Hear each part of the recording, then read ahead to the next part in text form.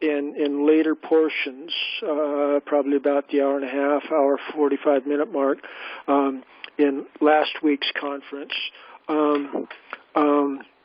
I got a compliment from our good patriotic ally David Scheid for a more clear explanation that I finally came up with of how the underneath the superstates, there's what we're calling mini-states for the time being.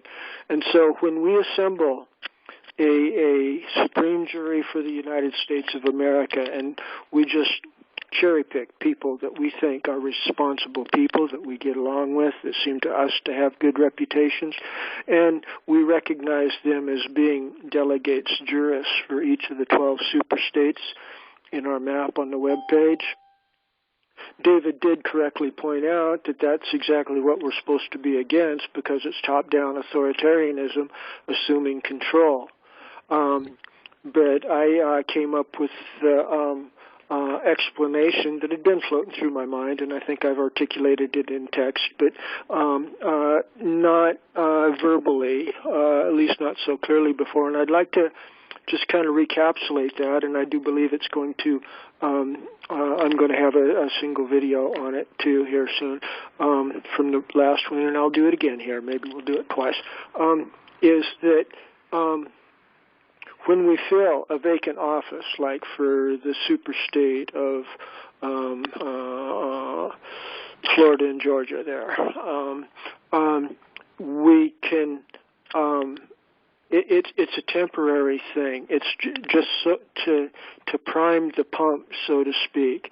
And as soon as the mini-states underneath the Florida-Georgia superstate, southeast superstate, however you want to call it, the mini-states underneath that superstate, there's one person that's been appointed or has assumed the vacant office himself or herself.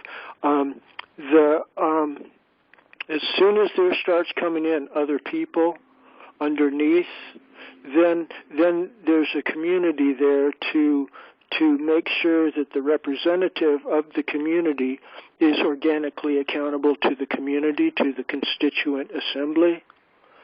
And so even though we are filling vacant offices in an authoritarian appointment, top-down type of manner, and that is generally against our principles, it's just to so-called prime the pump or get the machinery rolling.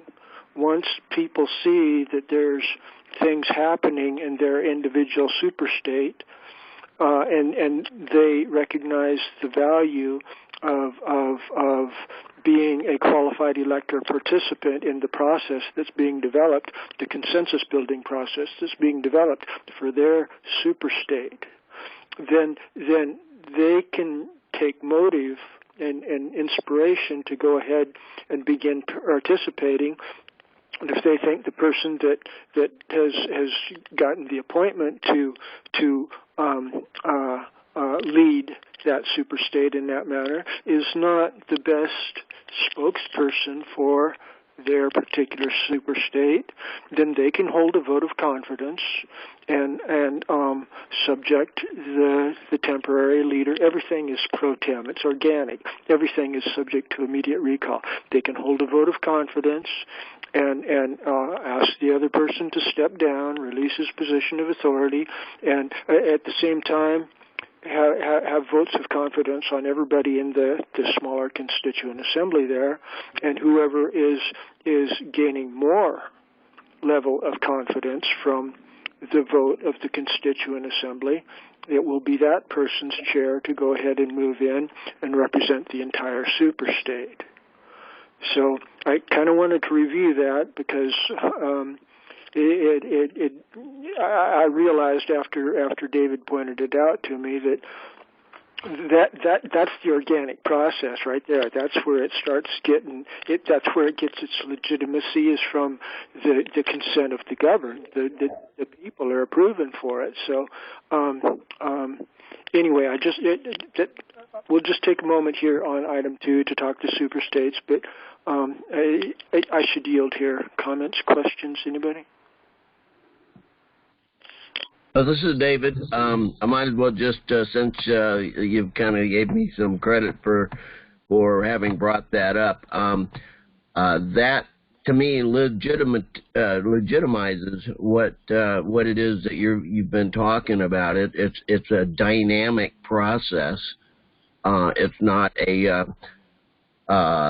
something that's static and frozen in time. It's something that is as people come in, they are included, and there's no personal hostilities or anything like that. It's a vote, like you said, a vote of confidence. So that made me feel a whole lot better just coming to that understanding, and I thank you for addressing that issue. I yield. Thank you, David.